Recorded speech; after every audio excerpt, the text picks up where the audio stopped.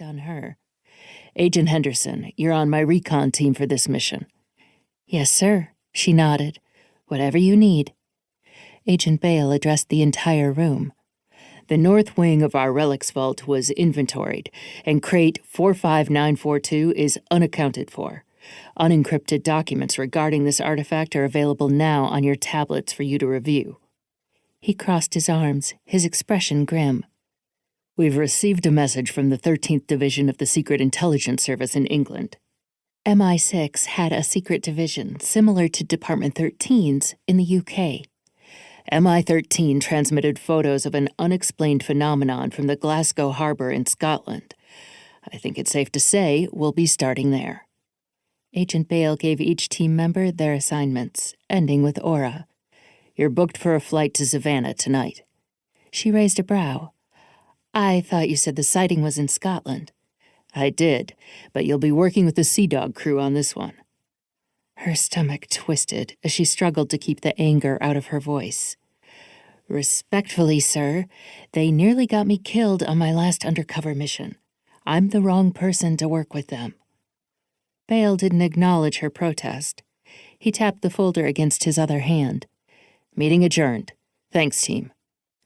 Aura waited for the room to empty before she spoke again. "I don't need a pirate crew to recover this relic."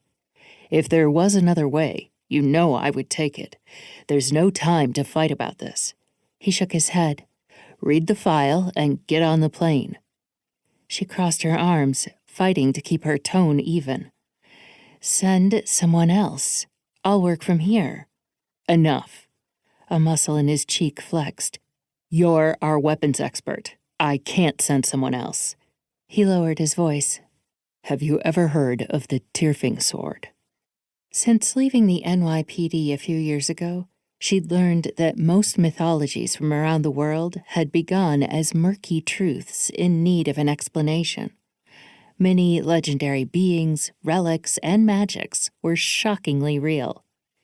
She lifted her tablet, clicking on the new file Agent Bale had sent over. "It's a sword, right? Norse?" Agent Bale nodded slowly. "The blade was forged from magic. It can cut through any material. Obviously, in the wrong hands, it could be devastating. No weapon in the world can destroy it, and no shield can stop it." A photo of an aging circular brick tower sliding off its foundation filled her screen, with a note from the field agent that read, "Something cut through solid stone. Need backup." She narrowed her eyes, enlarging the details. It looked like someone had sliced a diagonal line through butter instead of bricks that had stood for centuries. What's that got to do with a band of immortal pirates? She lowered her tablet. "Although someone must have smuggled it out of our vault, the relic is obviously on foreign soil now," Agent Bale said. "We have no jurisdiction over there, and because this is a mythological item, we'd rather the entire world didn't know about it. I can't work through international law enforcement channels to retrieve it without risking a leak to the press. And we can't steal it, because we're a division of the U.S. government. If the pirate crew gets caught smuggling, it won't entangle the president in an international coup." She cleared her throat, keeping her tone controlled. "Then why bother sending me with them at all?" Agent Bale narrowed his eyes and lowered his voice. "This is too important to trust them with it alone. They're still pirates." He focused on his tablet.